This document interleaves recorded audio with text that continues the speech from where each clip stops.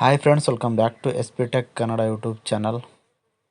ವೀಕ್ಷಕರೇ, ಈ ಒಂದು ವಿಡಿಯೋದಲ್ಲಿ 2024-25ನೇ ಸಾಲಿಗೆ ಸಮಾಜ ಕಲ್ಯಾಣ ಇಲಾಖೆ ವತಿಯಿಂದ ಇಂದಿರಾ ಗಾಂಧಿ ವೃತ್ತಿ ಅಭಿವೃದ್ಧಿ ಕೇಂದ್ರದ ಮೂಲಕ ಪರಿಶಿಷ್ಟ ಜಾತಿ ಪರಿಶಿಷ್ಟ ಪಂಗಡಗಳ ಅಭ್ಯರ್ಥಿಗಳಿಗೆ KS group C banking SSC RRB ನ್ಯಾಯಾಂಗ ಸೇವೆ ಪೂರ್ವಭಾವಿ ತರಬೇತಿಗೆ ಆಯ್ಕೆ ಮಾಡುವ ಸಂಬಂಧ ಅರ್ಹ ಅಭ್ಯರ್ಥಿಗಳಿಂದ ಆನ್ಲೈನ್ ಮೂಲಕ ಅರ್ಜಿನ ಆಹ್ವಾನಿಸಲಾಗಿದೆ.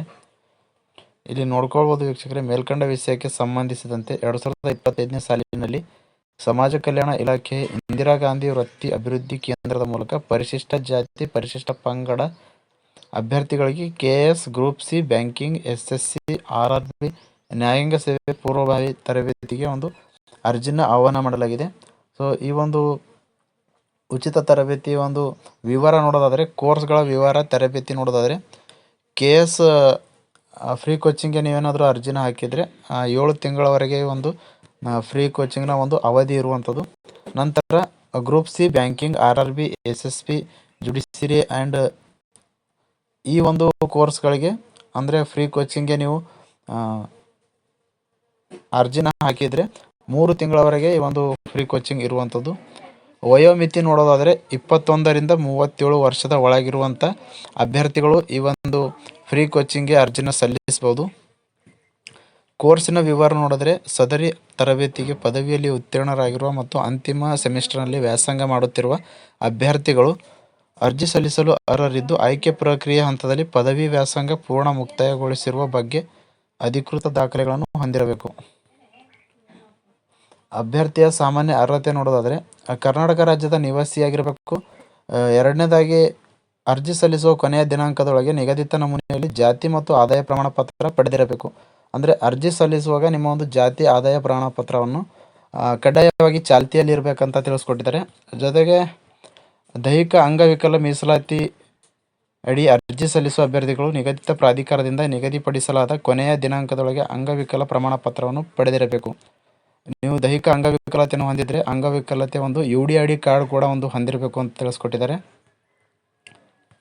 ಇಲ್ಲಿ ನೋಡ್ಕೊಳ್ಬೋದು. ವಾರ್ಷಿಕ ಆದಾಯ ನೋಡೋದಾದರೆ, ವಾರ್ಷಿಕ ಆದಾಯ ಎಲ್ಲ ಮೂಲಗಳಿಂದ ರೂಪಾಯಿ 5 ಲಕ್ಷ ಮೀರಿರಬಾರದು ಅಂತ ಕೊಟ್ಟಿರುವಂಥದ್ದು. ಆಯ್ಕೆ ವಿಧಾನ ನೋಡೋದಾದರೆ, ಅಭ್ಯರ್ಥಿಗಳು ಸಾಮಾನ್ಯ ಪ್ರವೇಶ ಪರೀಕ್ಷೆಯಲ್ಲಿ ಅಂಕಗಳ ಆಧಾರದ ಮೇಲೆ ಆಯ್ಕೆ ಮಾಡಲಾಗುತ್ತದೆ. ಅಂದರೆ ಅಭ್ಯರ್ಥಿಗಳು ಏನು CET ಒಂದು ಎಕ್ಸಾಮ್ ತಗೊಳ್ತಾರೆ, ಆ ಎಕ್ಸಾಮಲ್ಲಿ ಪಡೆದಿರುವ ಅಂಕಗಳ ಆಧಾರದ ಮೇಲೆ ಅವರನ್ನು ಒಂದು ಸೆಲೆಕ್ಟ್ ಮಾಡುವಂಥದ್ದು ಸಂಸ್ಥೆಗಳು. ನಂತರ ಸಾಮಾನ್ಯ ಪ್ರವೇಶ ಪರೀಕ್ಷೆಯಲ್ಲಿ ಗಳಿಸಿದ ಅಂಕಗಳ ಮೆರಿಟ್ ಆಧಾರದ ಮೇಲೆ ಕೌನ್ಸಿಲಿಂಗ್ ಮೂಲಕ ಅಭ್ಯರ್ಥಿಗಳನ್ನು ತರಬೇತಿ ಸಂಸ್ಥೆಗಳನ್ನು ನಿಯೋಜಿಸಲಾಗುವಂತ ಕೊಟ್ಟಿದ್ದಾರೆ.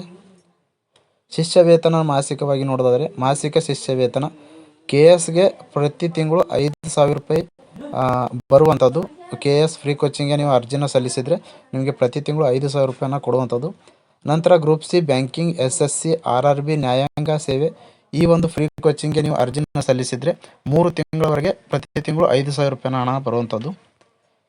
ಅಲ್ಲಿ ಅರ್ಜಿ ಸಲ್ಲಿಸುವ ವೆಬ್ಸೈಟ್ ಕೂಡ ಒಂದು ಕೊಟ್ಟಿರುವಂಥದ್ದು https://swd-services.karnataka.gov.in ಅಂತ. ಅರ್ಜಿ ಸಲ್ಲಿಸುವ ಕೊನೆಯ ದಿನಾಂಕ ನೋಡೋದಾದರೆ 20/2/2025 ಈ ಒಂದು ಫ್ರೀ ಕೋಚಿಂಗ್ಗೆ ಅರ್ಜಿ ಸಲ್ಲಿಸುವ ಕೊನೆಯ ದಿನಾಂಕ ಆಗಿರುತ್ತೆ. ಸೊ ಇಷ್ಟು ಒಂದು ಪರಿಶಿಷ್ಟ ಜಾತಿ ಪರಿಶಿಷ್ಟ ಪಂಗಡದ ಒಂದು ಅಭ್ಯರ್ಥಿಗಳಿಗೆ ಫ್ರೀ ಕೋಚಿಂಗ್ಗೆ ಅರ್ಜಿ ಸಲ್ಲಿಸುವ ಒಂದು ಅಪ್ಡೇಟ್ ಆಗಿತ್ತು. ಈ ಒಂದು ಅಪ್ಡೇಟ್ನ ತಮಗೆ ತಿಳಿಸ್ಕೊಟ್ಟಿದ್ದೀನಿ. ಮತ್ತು ಏನಾದರೂ ಡೌಟ್ಸ್ ಇದ್ದರೂ ಕಮೆಂಟ್ ಬಾಕ್ಸಲ್ಲಿ ಕಮೆಂಟ್ ಮಾಡಿ, ಆ ಒಂದು ಕಮೆಂಟ್ಗಳಿಗೆ ಉತ್ತರ ಕೊಡಲು ಪ್ರಯತ್ನಿಸ್ತೇನೆ ಅಂತ ಹೇಳ್ತಾ, ಪ್ರಾರಂಭದಿಂದ ಕೊನೆವರೆಗೂ ವಿಡಿಯೋ ನೋಡೋದಕ್ಕಾಗಿ ತಮ್ಮೆಲ್ಲರಿಗೂ ಹೃದಯಪೂರ್ವಕ ಧನ್ಯವಾದಗಳು ಸ್ನೇಹಿತರೆ. ಮತ್ತೆ ಹೊಸ ಮಾಹಿತಿಯೊಂದಿಗೆ ಭೇಟಿಯಾಗ್ತಿರೋಣ. ಅಲ್ಲಿವರೆಗೂ ನಮಸ್ಕಾರ.